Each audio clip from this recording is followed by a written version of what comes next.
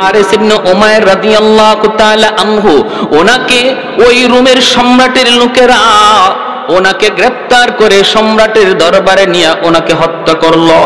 নবীর একজন দূত হারিস ইবনে উমাইর রাদিয়াল্লাহু তাআলা আনহু ওনাকে হত্যা করলো।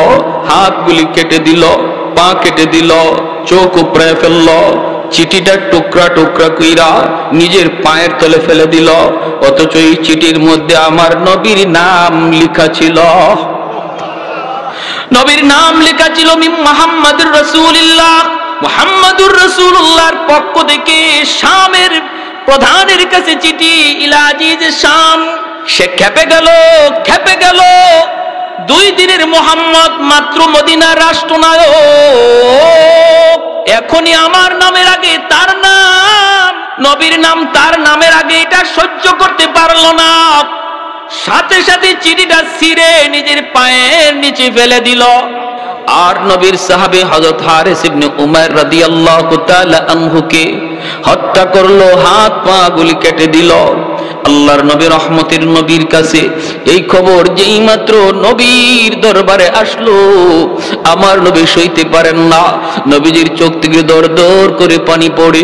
নবী কান্দেন আর বলেন, আমার হারিসের তো কোনো দোষ ছিল না, আমি তো তারে দূত বানায় পাঠাইছি, দূতের তো কোনো দোষ নাই। অপরাধ যদি করি আমি নবী করছি, আমার হারিসে কেন মারলো? তাও এইভাবে অঙ্গ প্রত্যঙ্গগুলি কাইটা দিল। মায়ার নবী, দয়ার নবী, রহমতের নবী গরম হয়ে গেলেন নবীজি। সাহাবায়ে কেরামের সামনে নবী বায়াত নিলেন, শপথ নিলেন, আমার হারিস হত্যার বিচার না নেওয়া পর্যন্ত, বদলা না নেওয়া পর্যন্ত আমরা কেউ শান্তিতে ঘুমাবো না। কারা কারা প্রস্তুত? সব সাহাবী নবীর হাতে হাত রেখে শপথ নিলেন। জুড়ে বলি আল্লাহু আকবার। তাহলে কি বোঝা যায়? ইসলামে খালি নরম না গরমও আছে? আমার নবী গরম হয়ে গেলেন। আল্লাহ বলেন ইসলাম হলো নরমের জায়গায় নরম, গরমের জায়গায় গরম।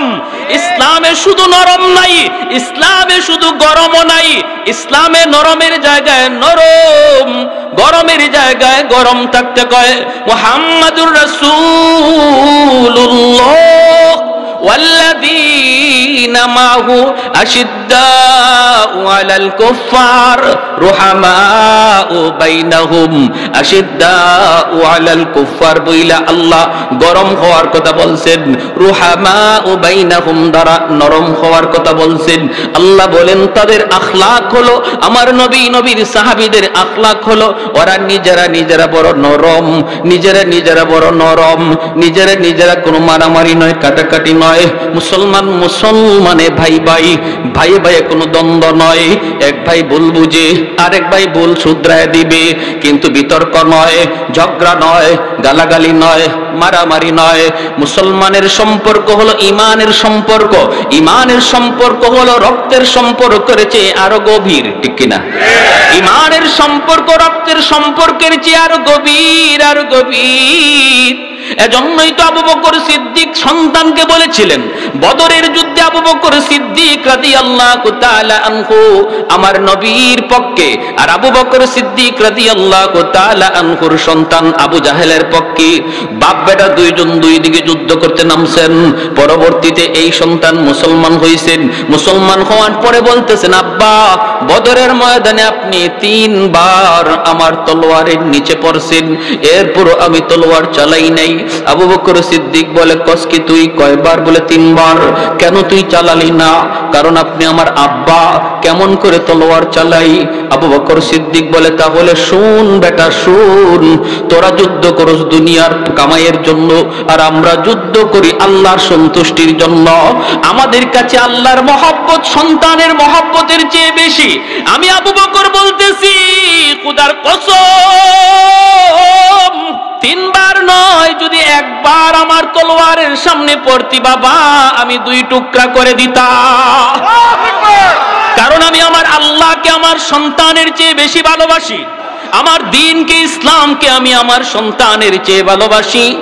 আমি ইসলাম যতদিন মানবে এই সন্তান ততদিন মানব। ইসলাম মানবে না সে যদি সন্তানও হয় তারে সন্তান মানি না, বাপও হয় বাপ মানি না। ইসলাম মানে না যদি নেতা হয় নেতা মানি না। আওয়াজ দিয়ে জোরে বলেন। নেতা মানি ততক্ষণ যতক্ষণ ইসলাম মানে, নেত্রী মানে ততক্ষণ যতক্ষণ আল্লাহ রসুল মানে। আমি ততক্ষণ পর্যন্ত দল করি, দল যতক্ষণ ইসলাম মানে। যেদিন দল ইসলাম মানবে না দল করি না। যেদিন নেতা নেত্রী ইসলাম মানবে না, আমার আল্লাহ রসুল নিয়ে কথা বলবে, নেতা নেত্রী মানি না, এর নাম হলো মুসলমান। প্যারে হাজিরিন, এটা হলো রুল। মাল ইমান ইয়া রাসূলুল্লাহ ইযা সাররাতকা হাসানাতুকা ওয়া ইযা সাআতকা সাইয়্যাতুকা ফাআনতা মুমিন। নবী রুল বানায় দিলে স্কেল, এই স্কেল দিয়ে তুমি তোমার ঈমান মাপো, ঈমান আছে না নাই তুমি নিজে বুঝবা। ইসলামের পক্ষে কথা শুনলে যদি তোমার দিলে ভালো লাগে বুঝবা তোমার ঈমান আছে। ইসলামের বিপক্ষে কথা শুনলে যদি মনে কষ্ট লাগে বুঝবা ঈমান আছে। আর ইসলামের বিরুদ্ধে কথা শুনলে যদি তোমার কলিজায় ব্যথা না লাগে, কারণ যে বলছে সে তোমার বাপ, সে তোমার ভাই, সে তোমার বন্ধু, সে তোমার নেতা, সে তোমার নেত্রী, এজন্য তার কথায় তুমি ব্যথা পাইছো না। অথচ কথাটা আমার নবীরে হিট দিয়া কইছে, আমার আল্লাহরে হিট দিয়া কইছে, তারপরও তুমি তোমার অন্তরে ব্যথা লাগলো না। বুঝতে হবে কপালে নামাজ পড়া তুমি দাগ ফালাইতে পারো, কিন্তু আমার নবীর স্কেল বলে তোমার ঈমান নাই, ঈমান না। বছরে বছরে হজ করো, কোনো অসুবিধা নেই। দল বড় না ইসলাম বড়? আওয়াজ আসতে কোন জোরে কোন না কেন? দল বড় না ইসলাম বড়? আমরা কেউ কি কথা বলি, আল্লাহ আমার মরণ যেন যেই দল করি দলের উপরে হয়? কেউ কথা কয়। বিএনপির কেউ কথা বলে, আল্লাহ বিএনপি করতে করতে যেন মরি, আল্লাহ আওয়ামী লীগ করতে করতে যেন আওয়ামী লীগ নাম লইতে লইতে যেন মরি। এই কথা কেউ বলে? কি আল্লাহ মরণ যেন আমার ঈমানের হালে হয়, ঠিক কিনা? তাহলে বোঝা গেল দল বড় না ঈমান বড়? নেতা নেত্রী বলো না ইসলাম বড়? এর নাম হলো ঈমান, এর নাম হলো। যদি এই ঈমান নিয়ে তুমি যাইতে পারো রে যুবক, ত্রুটি তোমার থাকলেও নবী শাফাতের জন্য রেডি। এতটুকু নির্ভেজাল ঈমান নিয়ে যদি যাইতে পারো রে যুবক, আমার নবী তোমার শাফাতের জন্য রেডি। ভেজাল কিছু নিয়ে যায় না। ভাইরা বন্ধুরা, জন্য বলতেছিলাম, ওই যে হারিস ইবনে উমাইর রাদিয়াল্লাহু তাআলা আনহু, মায়ার নবী খেপে গেলেন। নরম নবী, এত নরম দিলের নবী খেপে গেলেন। নবী খেপে বলতেছেন, সাহাবীরা হাতে হাত রেখে শপথ নাও। সব সাহাবী শপথ নিলেন। আল্লাহ নবী বলতেছেন, শুনেছি ওরা 2 লক্ষ মদিনা আক্রমণের জন্য আসতেছে। আমি 3000 সেনাবাহিনী প্রস্তুত করলাম। 3000-এর মধ্যে নবী বলেন 4 জন সেনাপতির নাম ঘোষণা করব, 3 জনের নাম বলবো, 4র্থ জনের নাম বলবো না। এই 4 জন, যে 3 জনের নাম বলবো, এই 3 জন অবশ্যই যুদ্ধে যাবে, আর বাকিরা মন চাইলে যাইও, না চাইলে আমার বাধা নাই। তবে আমি নবী বলতেছি, আমার আল্লাহ বলেছেন এই যুদ্ধে দুশমন 2 লাখ হলেও মুসলমানের বিজয় হবে। ভাইরা বন্ধুরা, আল্লাহ নবী বলেন আজকের যুদ্ধের প্রথম সেনাপতি হবে আমার কলিজার টুকরা সন্তান, নবীজির সন্তান, পালক পুত্র সন্তান যায়েদ ইবনে হারেসা। আমার নবী দয়ার নবীর পালক পুত্র যায়েদ ইবনে হারেসা। নবীজি এই যুদ্ধের সেনাপতি, প্রথম সেনাপতি বানাইলেন। যুদ্ধের নাম হলো জঙ্গে মুতা। ইসলামের ইতিহাসের অনেক বড় এক যুদ্ধ, অনেক বড় এক যুদ্ধ। নবী বলেন, সাহাবীরা রে, আমি তোমাদের সাথে এই যুদ্ধে যেতে পারবো না। আমি মদিনায় থেকে গেলাম, কারণ বিভিন্ন রাষ্ট্রপ্রধানের কাছে চিঠি লিখছি, চিঠি লিখতে হবে, উত্তর আসবে, উত্তর দিতে হবে। আমি তোমাদের সাথে এই যুদ্ধে যেতে পারলাম না। তোমরা যুদ্ধে যাবা, কিন্তু আমি নবী না গেলেও আমার মন দিল তোমাদের সাথে। দেহটা থাকবে মদিনার মসজিদে, দিলটা থাকবে তোমাদের সাথে। আমি মদিনার মসজিদে বসে বসে যুদ্ধের হালচাল দেখবো। আল্লাহু আকবার। মায়ার নবী, দয়ার নবী বলেন আজকের যুদ্ধের প্রথম সেনাপতি আমার সন্তান যায়েদ ইবনে হারেসা। এ নেতা নেত্রীরা একটু ভালো করে শোনো, যারা রাজনীতি করবে ভাই একটু শোনো।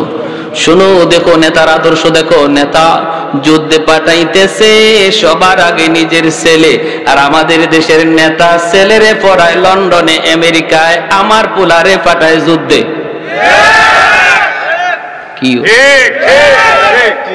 আপনি আমার ফুলাফান্ডে পাঠায় পিস্তল দিয়া আর রিভলভার দিয়া, আর তার ফুলারে আমেরিকা পড়ায়। আই রে বোকা, আমরা কেমন বোকা হইছি বুঝেন, কেমন ফাইছে আমরা রে বলদ। মায়ার নবী দয়ার নবী বলেন, আমার পুত্র সর্বপ্রথম সেনাপতি। আল্লাহু আকবার কর। যায়েদ ইবনে হারেসা নবী যুদ্ধে প্রথম সেনাপতি ঘোষণা করলেন, আর নবী বলেন আমার ছেলে যায়েদ শহীদ হলে সেনাপতি হবে জাফর ইবনে আবি তালিব। নবী বলেন জাফর শহীদ হলে সেনাপতি হবে আব্দুল্লাহ ইবনে রাওয়াহা। নবী বলেন সেনাপতি হবে আব্দুল্লাহ ইবনে রাওয়াহা। তিনজন সেনাপতির নাম বললেন। এরপরে নবী বলেন আব্দুল্লাহ শহীদ হলে সেনাপতি হবে চতুর্থ একজন, তোমাদের পরামর্শে আমি তার নাম বললাম না, কিন্তু তার হাতে বিজয় আসবে। আল্লাহু আকবার। সে হবে আল্লাহর তলোয়ার, আল্লাহর তলোয়ার। নবী বলেন সে হবে মালিকের তলোয়ার, নাম উপাধি হলো সাইফুল্লাহ। প্রথম তিনজন সেনাপতির নাম নবী ঘোষণা কইরা নবী শহীদ শব্দ লাগায় দিলেন। প্রথম সেনাপতি যায়েদ ইবনে হারেসা, শহীদ হলে জাফর ইবনে আবি তালিব, শহীদ হলে আব্দুল্লাহ ইবনে রাওয়াহা, শহীদ হলে একজন। তাহলে তিনজন শহীদ, তিনজন প্রথম সেনাপতি, তিনজন প্রথম কাতারের সেনাপতির নামের সাথে নবী শহীদ শব্দ যোগ কইরা নবী কদার ইঙ্গিত দিয়ে দিলেন এই তিনজন আজকের যুদ্ধে তারা শহীদ হয়ে যাবে। এমনকি ওই তিনজন তারা নিজেও বুঝে ফেলছেন, নবী আমার পরে যেহেতু আরেকজন সেনাপতির নাম ঘোষণা করেছেন, তাহলে এই যুদ্ধ থেকে আমি জীবিত আইতে পারবো না, এই যুদ্ধে আমি শহীদ হয়ে যাব। আমার পরে নবী আরেকজন সেনাপতির নাম ঘোষণা করেছেন, যার পরে আরেকজন সেনাপতির নাম ঘোষণা করেছেন। তিনি বুঝে গেছেন এই যুদ্ধে তিনি শহীদ হয়ে যাবেন। এরপরে মায়ার নবী দয়ার নবী বলতেছেন যাও পরিবারের কাছ থেকে বিদায় নিয়ে আসো। আমার নবী রহমতের নবী, মায়ার নবীও জানেন আজকের যুদ্ধে তার কলিজার টুকরা সন্তান যায়েদ ইবনে হারেসাকেও নবী চিরদিনের জন্য হারাইবে। যায়েদ ইবনে হারেসা কার কাছ থেকে বিদায় নিবে? কেউ তো নাই, মদিনায় কেউ নাই। যায়েদ ইবনে হারেসার মদিনায় আপন বলতে কেউ নাই, আছেন শুধু আমার মায়ার নবী আর একটা ছেলে, যেই ছেলের নাম হলো উসামা। বয়স হলো মাত্র 13 বছর। যায়েদ ইবনে হারেসার বাড়ি তো মক্কা মদিনা নয়, বাড়ি তো হলো ইয়ামেন। অতএব তার আত্মীয় স্বজন মক্কা মদিনায় কেউ ছিল না, বাপ মা কেউ মক্কা মদিনায় না। যায়েদ ইবনে হারেসার বয়স যখন 10 বছর, তখন তিনি ইয়ামেনে মার সাথে নানার বাড়িতে যাইতেছেন। ওই অবস্থায় রাস্তায় ডাকাত দলের হাতে তারা হামলার শিকার হলেন। ডাকাতেরা হামলা করে যা ছিল নিয়ে গেল, আর যায়েদ ইবনে হারেসা ছোট্ট বালকটারও তারা কিডন্যাপ করলো। ওনাকে নিয়ে তারা মক্কার উকাজ নামক বাজারে উঠাইল। তখন মানুষ বেচা কেনা হইতো, উকাজ নামক বাজারে উঠাইল, দাম ধরলো, আর ওই দাম অনুপাতে কিনলেন তাকে আম্মাজান খাদিজাতুল কুবরা রাদিয়াল্লাহু তাআলা আনহা। আম্মাজান খাদিজাতুল কুবরা রাদিয়াল্লাহু তাআলা আনহা যায়েদকে কিনে নিয়ে গেলেন। যায়েদ ইবনে হারেসা আম্মাজানের ঘরে গিয়া তিনি এইবার বুঝলেন যে মানুষের মাঝেও মায়া আছে, দয়া আছে, দরদ আছে। এতদিন পর্যন্ত ডাকাতদের হাতে থাকতে তিনি বুঝেন না এই মানুষের দিলে যে মায়া আছে, দরদ আছে।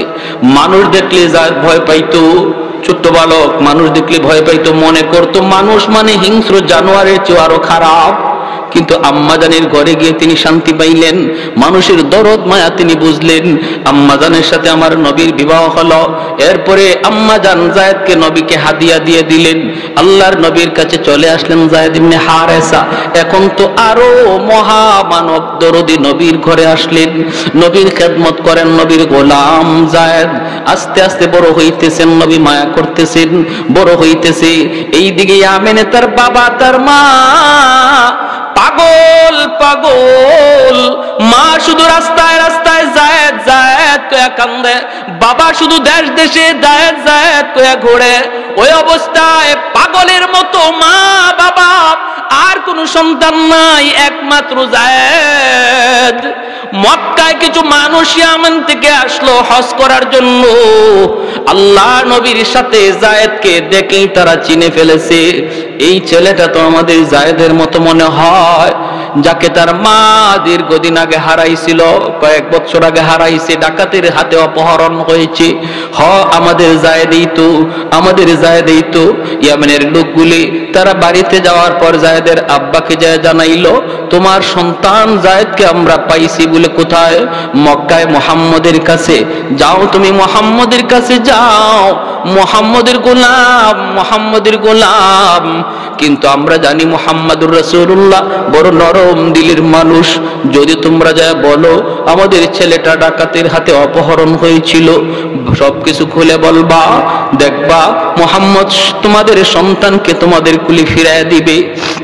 জায়েদের বাবা জায়েদের চাচাকে লইয়া মক্কায় হাজির। আমার নবী, মায়ার নবী, দয়ার নবীর ঘরে হাজির। আল্লাহ নবীর কাছে আইসা পরিচয় দিলেন, আমরা ইয়ামান থেকে এসেছি। কেন? কই শুনেছি আপনার কাছে একটা ছেলে আছে, আপনার গোলাম, নাম হলো জায়েদ। মায়ার নবী বলেন, হ জায়েদ তো আমার গোলাম, তো কি হয়েছে কোন?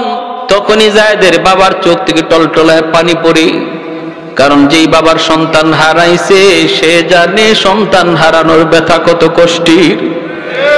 যেই মার সন্তান হারাইছে সেই মা জানে সন্তান হারানোর ব্যথা কত কষ্টের।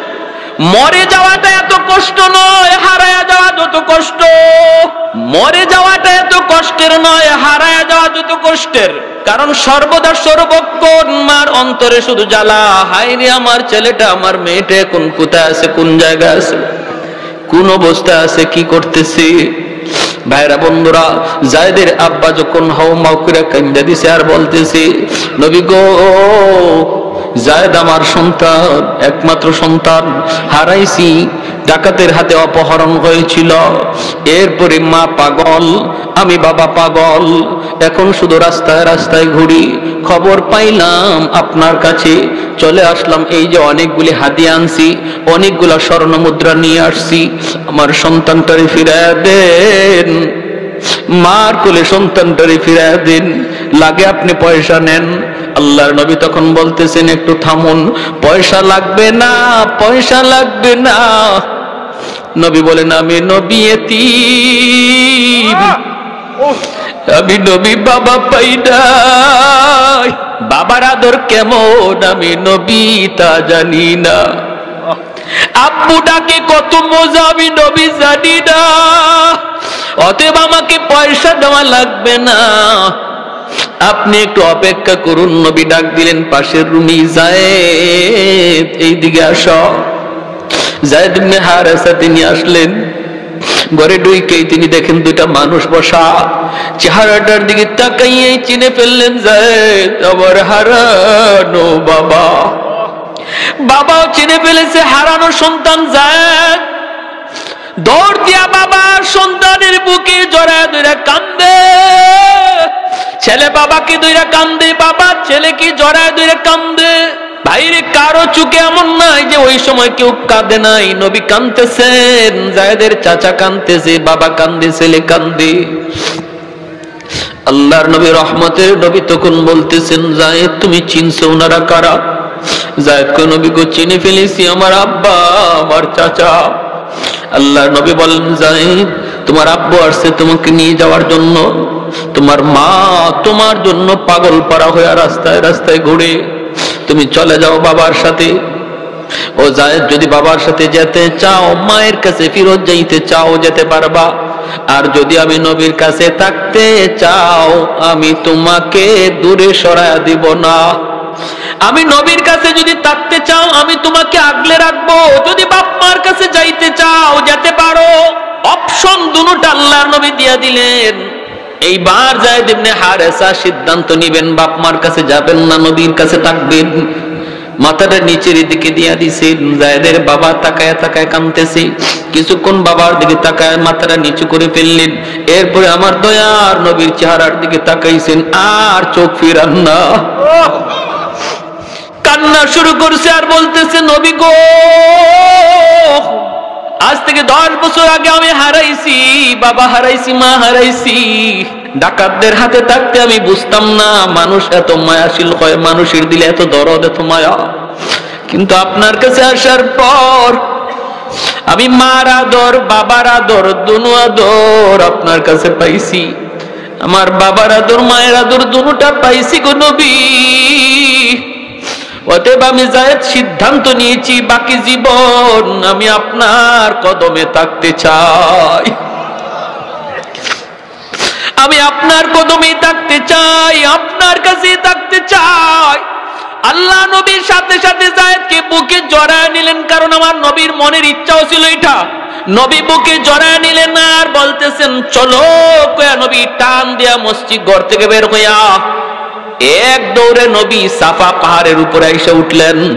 ওইটা নবী আরবের মানুষকে, মক্কার মানুষকে নাইকে বলেন, এরে মক্কার মানুষ দেখো, শুনো শুনো, এতদিন পর্যন্ত তোমরা জানতা জায়েদ আমার গোলাম, আজ তোমাদেরকে সাক্ষী রেখে বললাম জায়েদ আজকে থেকে আজাদ। এতদিন পর্যন্ত তোমরা জানতা জায়েদ আমার গোলাম, আজ থেকে জায়েদ শুধু গোলাম নয়, যেই জায়েদ মা পাইয়া বাবা পাইয়া বাপ মার কাছে যায় না, আমি নবীর কাছে থাকে, আজ থেকে জায়েদ হলো আমার সন্তান। আর একটু জোরে সুবহানাল্লাহ। कौनैन मुख्तार खुदा तुमको बनाया, उम्मत का निगाहबान खुदा तुमको बनाया, तकबीर में कलमा में नमाजों में यज़ा में है नाम इलाही से मिला नाम मोहम्मद, है नाम इलाही से मिला नाम मोहम्मद। महबूब ने कहा सल्ली अला नाम मोहम्मद, आको की जिया दिल की जिला नाम मोहम्मद, आको की जिया दिल की जिला नाम मोहम्मद। फरमाती ही आदम को मुझे खुल्द तरी में, लकहा हुआ तू बाब मिला नाम मोहम्मद, लकहा हुआ तू बाब मिला नाम मोहम्मद। একটু জোরে সুরে আল্লাহু আকবার। ওই জায়েদ ইবনে হারেসাকে মায়ার নবী যুদ্ধের প্রথম সেনাপতি বানাইলেন। কোন যুদ্ধের প্রথম সেনাপতি বানাইলেন? ভাইরা আমার, এরপর হইল কি? নবী বলতেছেন, দ্বিতীয় নম্বর, জায়েদ ইবনে হারেসা নবীর কাছ থেকে বিদায় নিলেন। নবীজির কাছ থেকে বিদায় নিয়ে এইবার আল্লাহর নবীর কাছ থেকে বিদায় নিয়ে ছেলের উসামার কাছে গেলেন। যায়া উসামার কাছে যায়া বলতেছেন, 13 বৎসরের বালক উসামা ডাক দিয়া বলতেছেন, বাবা এই দুনিয়ায় তুমি ছাড়া আর নবী ছাড়া কেউ নাই, নবীর কাছ থেকে বিদায় নিয়েছি, বাবা তুমি বাবাকে বিদায় দাও। 13 বছরের বালকের কাছ থেকে তিনি বিদায় নিতেছেন। উসামা কাঁদতেছেন আর বাবা বলতেছে, বাবারে যদি কোনোদিন বাবার কথা ইয়াদ হয়, শামের রাস্তার আশেপাশে বাবার কবর খুঁজে নিও। সাহাবায়ে কেরাম কিভাবে নিজের কবরগুলা কোথায় বানাইছেন?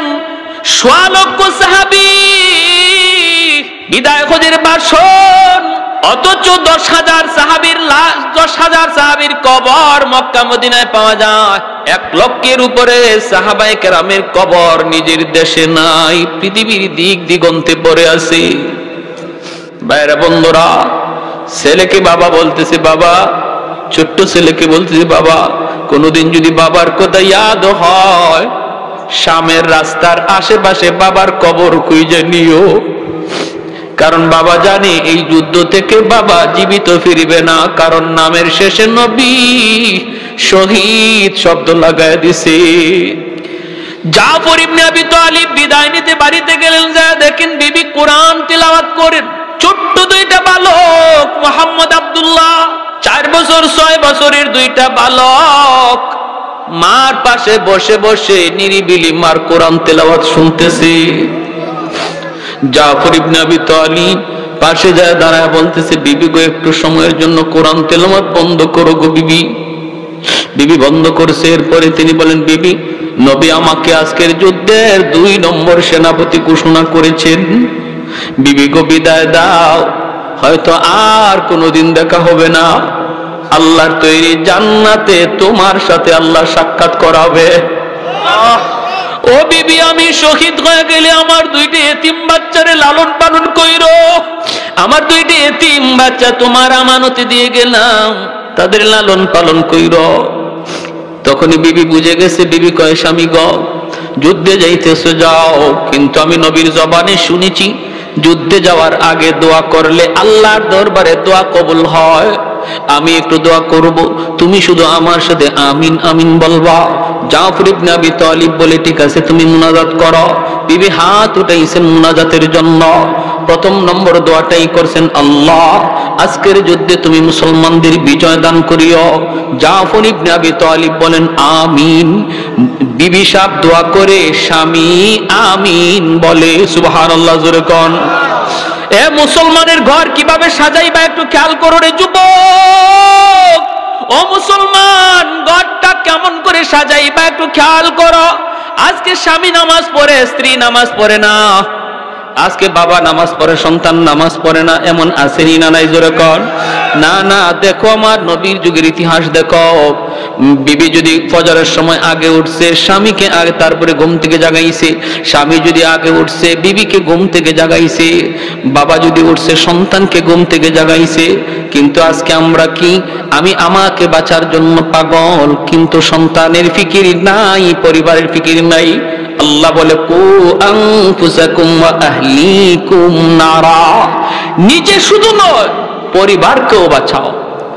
2 নম্বর দোয়া করে, মালিক এই যুদ্ধে দুশমন হাজারেরও নয়, লক্ষের উপরে, মুসলমান সংখ্যায় কম, তুমি মুসলমানের মনোবল বাড়ায় দিও। জাফর ইবনে আবি তালিব বলেন আমিন। 3 নম্বর দোয়া করতেছি, বিবি আল্লাহ আমার ছোট 2টা বাচ্চা, আল্লাহ আমার ছোট 2টা বাচ্চা, এই বাচ্চার মুখের দিকে তাকাইয়া আল্লাহ আমার স্বামীর তার বাচ্চাদের কাছে তুমি জীবিত ফিরিয়ে দিও। সাথে সাথে জাফর ইবনে আবি তালিব আমিন বলা দূরের কথা, হাতটা নামায়া ফেলছেন। তলোয়ারের বাট দিয়ে বিবির হাতটা আস্তে করে নামায়া দিতেছে। বিবি গো, হাতটা নামাও, আর মুনাজাত লাগবে না। তোমার 3টা দোয়ার 2টা দোয়া আল্লাহর কাছে কবুল হবে, 3 নাম্বার দোয়া কোনদিন কবুল হবে না। কারণ আমার মায়ার নবী জবান দিয়ে আমার পরে আরেকজন সেনাপতির নাম বলেছেন, আমার পরে আরেকজন সেনাপতির নাম নবী ঘোষণা করেছেন। এতেই বোঝা যায় এই যুদ্ধে আমি আর জীবিত ফিরবো না। যেই যুদ্ধে সেনাপতি জীবিত ফিরে, এই যুদ্ধে দ্বিতীয় সেনাপতির নাম নবী নেয় না। ভাইরা বন্ধুরা, এই বইলে জাফর আর কথা বাড়াইলেন না। বিবির কাছ থেকে বিদায় নিয়ে বের হয়ে যাবেন। এমনি 4 বছরের বাচ্চাটা আব্দুল্লাহ বাবার হাতে ধরছে, বাবার জামা ধরে রাখো, আব্বু সামনে ঈদ আসতেছে। বন্ধু বান্ধবদের অনেকেরই দেখলাম তাদের বাবা মা নতুন কাপড় কিনে দিছে। আব্বু তুমি বুঝি বাজারে যাইতেছো আমাদের জন্য ঈদের কাপড় কিনবা? জাফর আকাশের দিকে মুখটা উঠাইয়া চোখের পানিটা মুছে বাচ্চারে বুঝাইতে দেন না, জবাব দিলেন না, শুধু এতটুকু বুঝলেন, মালিক আমার অবুঝ বাচ্চাটারে তুমি বুঝতিও, আমার ভাষায় কোনো বুঝ নাই। এই বলে চলে গেলেন। 3 নম্বর সেনাপতি আব্দুল্লাহ ইবনে রাওয়াহা মাত্র বিয়ে করেছেন, নতুন বিবির সাথে এখনো বাসর ঘর হয় নাই। ওই অবস্থায় ডাক এসেছে মদিনা থেকে, মদিনার মসজিদে নববী থেকে। যাইয়ে খবর পেলেন 3 নম্বর সেনাপতি। আবার তারপরে আরেকজন সেনাপতিও নবী বলেছেন, আব্দুল্লাহ ইবনে রাওয়াহা। তিনিও বুঝলেন এই যুদ্ধে তিনি শহীদ, জীবিত ফিরবেন না। অথচ বিয়ে করেছেন, নতুন বিবির চেহারাটা পর্যন্ত এখনো দেখেন নাই। ঘোড়ার পিঠে সওয়ার এ যুবক, দিলটা নরম করে কিছু কথাগুলি শুনো। আজকে তোমার কারণে আমার কারণে যে ইসলামের ক্ষতি হয়ে যায়, কিয়ামতের ময়দানে এই সাহাবীদের সামনে কেমন করে মুখ দেখাইবা? তাদের সামনে কেমন করে মুখ দেখাইবা? ঘোড়ার পিঠে সওয়ার হইয়া আব্দুল্লাহ ইবনে রাওয়াহা দরজার পাশে যাইয়া ঘরে না ঢুইকা আওয়াজ দিতেছেন, বিবি আজকের যুদ্ধে তোমার স্বামী 3 নম্বর সেনাপতি, বিবি গো অনুমতি দাও, যুদ্ধে যাবার অনুমতি দাও। বিবি বলতেছে, স্বামী গো একটা বারের জন্য তুমি শুধু আন্দরের ভিতরে আসো, আমি তোমার চেহারাটা এক নজর দেখব, যেন কিয়ামতের ময়দানে চেহারা দেখা স্বামীকে চিনতে পারি। আব্দুল্লাহ ইবনে রাওয়াহা কয়, না গো বিবি না, আমি ভিতরে ঢুকবো না। দেখেন পর্দা কতটুকু। বিবি তো ওই সময় ঘর থেকে বের হইলেই তিনি দেখতে পারতেন স্বামীরে, কিন্তু পর্দা লঙ্ঘন হবে বিদায় আন্দরের ভিতর থেকে বের হয় নাই। আমার এই এলাকার মা বোনের একটু দিলটা নরম করে কথাগুলি শোনো, কথাগুলি শোনো। নবীর যুগের মহিলাদের ভিতরে পর্দার কি পরিমাণ গুরুত্ব ছিল। আব্দুল্লাহ ইবনে রাওয়াহা কয়, না না, আমি ঘরে ঢুকবো না গো বিবি, তোমার চেহারা যদি আমি দেখি, আমি শুনেছি তুমি মদিনার সবচেয়ে সুন্দরী নারী, আরবের ভিতরে তুমি অনেক সুন্দরী, তোমার চেহারাটা যদি আমি দেখি, যুদ্ধের ময়দানে তোমার মায়াবী চেহারা আমার চোখের সামনে ভেসে উঠতে পারে, যদি চেহারা ভেসে উঠে যুদ্ধ করতে আমার ব্যাঘাত ঘটবে। না গো বিবি, আমি দেখতে পারলাম না, কিয়ামতের ময়দানে আল্লাহ তোমার আমার পরিচয় করা দিব, জান্নাতে পরিচয় হবে পরিচয়।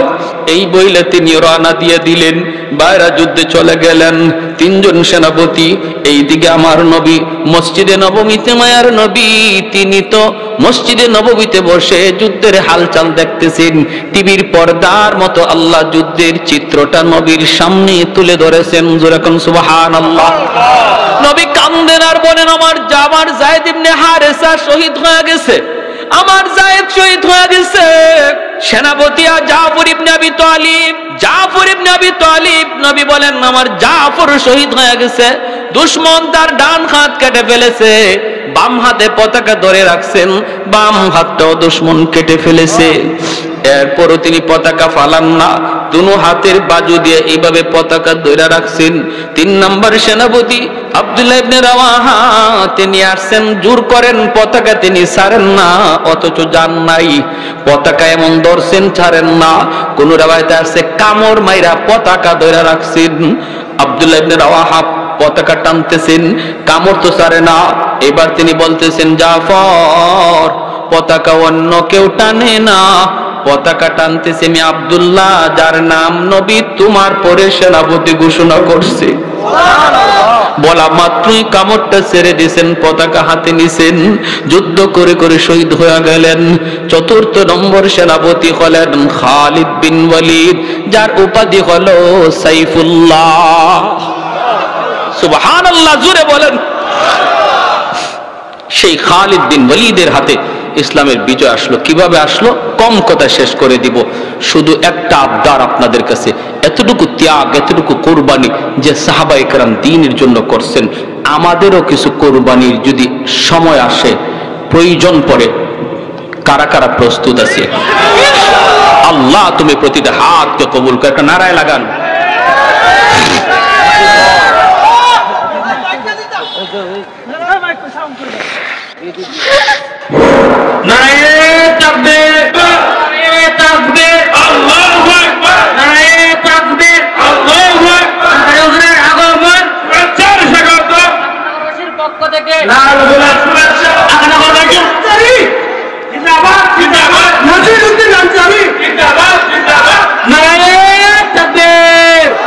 আলহামদুলিল্লাহ। আমার ভাইরা ভালো করে শুনেন,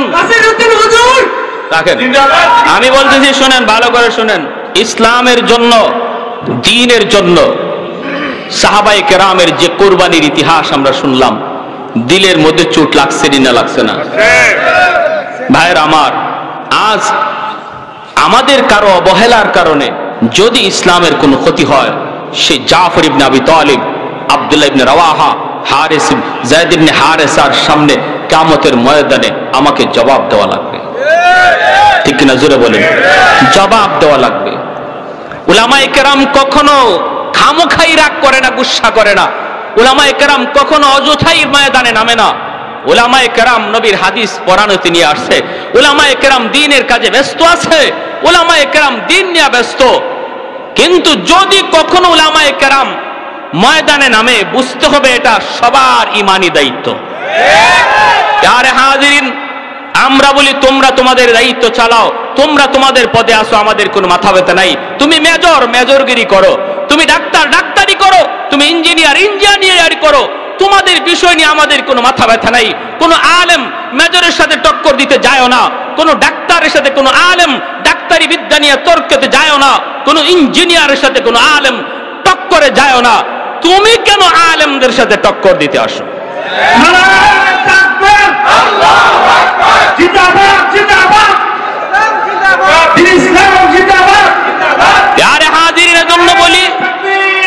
আমি এজন্য আপনাদেরকে বলি, আমাদের সর্বদা এই ব্যাপারে সজাগ থাকতে হবে। ফন্ডিতি করো, যার যার বিষয় লইয়া ফন্ডিতি করো, আরেকজনের বিষয়ে ফন্ডিতি দেখায়ও না।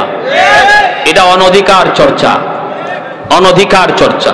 আর আমরা উলামায়ে কেরাম যারা আছি, যারা উলামায়ে কেরাম ভক্ত আছি, আপনাদের কাছে আমার অনুরোধ, আমাদের মাঝে দ্বন্দ্ব যেন না থাকে, দূরত্ব যেন না থাকে। সামান্য কিছু ভুল ত্রুটি, সামান্য কিছু বিভেদ, এটাকে বড় আকারে না করি।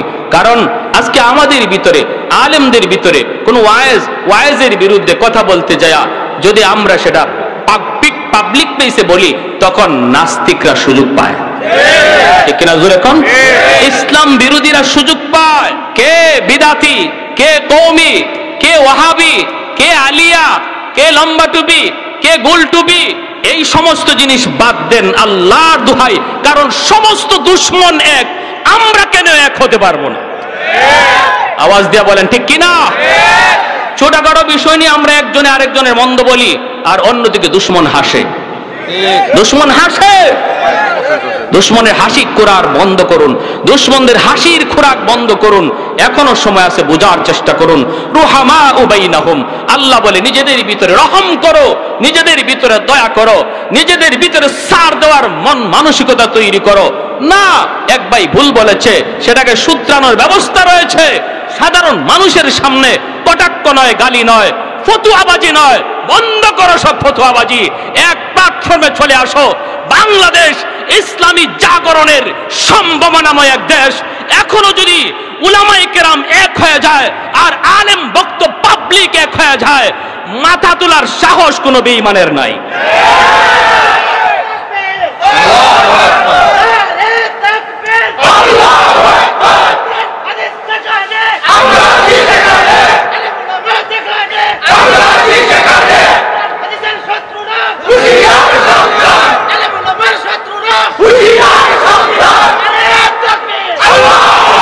মাশাআল্লাহ, আমার ভাইয়েরা, বন্ধুরা, এই মসজিদের জন্য আমি আপনাদের কাছে একটু কুরবানি, এরপরে ঘটনাটা শেষ করে মোনাজাত দিয়ে দিব ইনশাআল্লাহ। মসজিদের জন্য কিছু চাওয়া হয়েছে, আল্লাহর ঘর মসজিদের জন্য। আর হবে না এখন, বলেন মসজিদের জন্য কি কি কি কি লাগবে? এটা কোন মসজিদের জন্য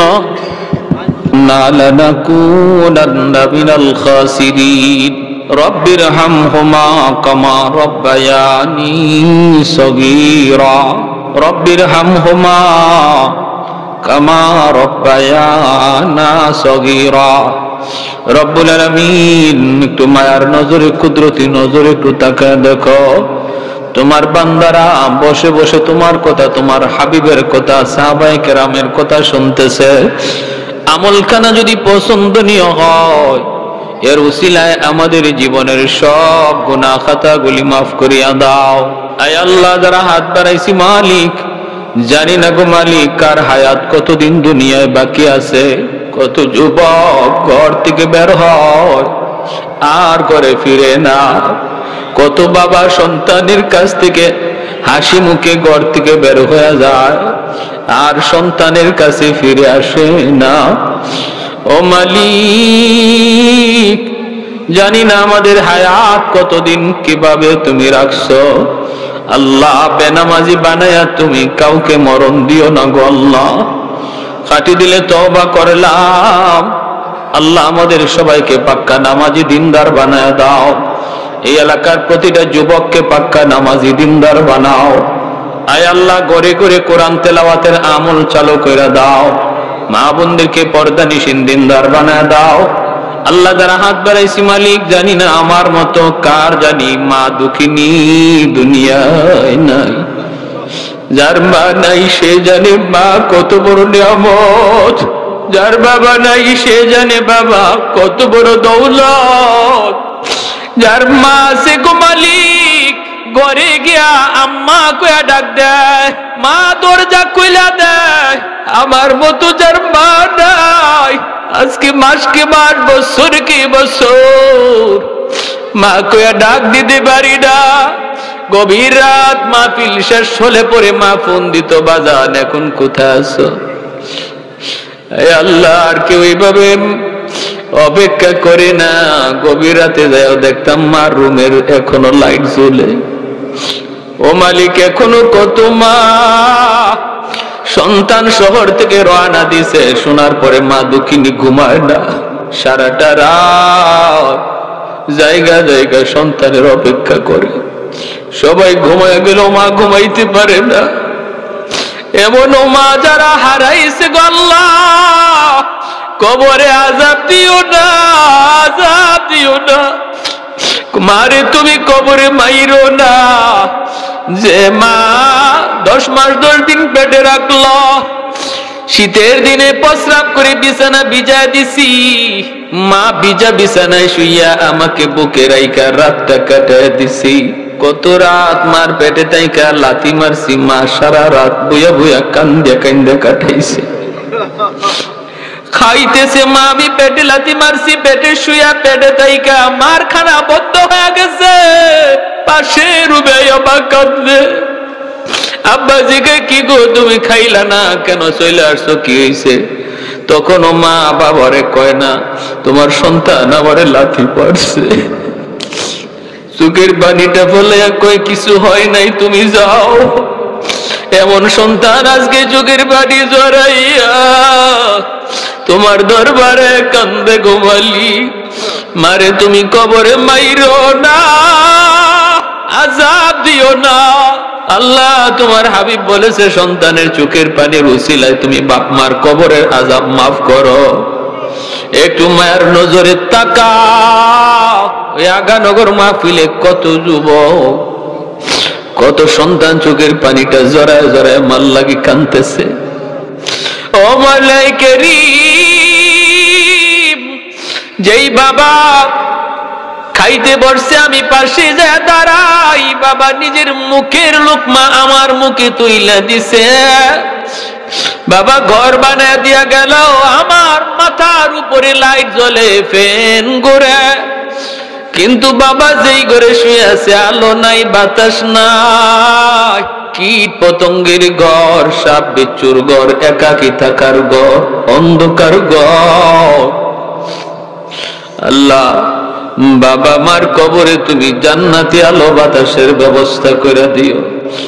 ও মালিক, বাপ মার জন্য আমাদেরকে দুনিয়াতে কান্দাও, আমাদের আম্মা আব্বারে কবরে কান্দাইও না। আম্মা আব্বারে কবরে কান্দাই। কত সন্তান মার কবরে পাশ দিয়ে চইলা যায়, একটু মার কথা ইয়াদ করে না। বাবার কবরে পাশ দিয়ে চইলা যায়, ছেলেটা চইলা যায়, একটু ইয়াদ করে না। বাপ মা কবরে শুয়ে শুয়ে কষ্ট পায়।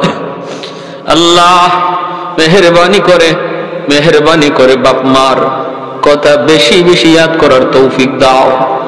আল্লাহ, নামাজে নামাজের বাইরে সর্ব জায়গায় আমাদের জবানে আল্লাহ তোমার শিখানো দোয়া জারি করে দিও। রব্বির হামহুমা কামা রাব্বায়ানি সগীরা। আদরের দাদা দাদি, নানা নানি, শ্বশুর শাশুড়ি, বিবি বাচ্চা, ভাই বোন, কত মায়ার মানুষগুলি নিজের হাতে কবরে রাখছি গো মালিক। যাদের হাসি মুখের চেহারা এখনো চোখের সামনে ভাসে, যারা একদিন এই ঘরে ঘুমাইতো, এই রাস্তা দিয়ে হাঁটতো, এই মসজিদে সাজদা দিত, তারা আজ কোথায় গেল, কোথায় রইল, কিভাবে রইল? আল্লাহ তুমি ছাড়া কেউ জানে না। আমরাও যারা আজকে এই রাস্তায় একদিন হাঁটি, আগামীকাল আর একজন হাঁটবে, আমি শুয়ে থাকবো।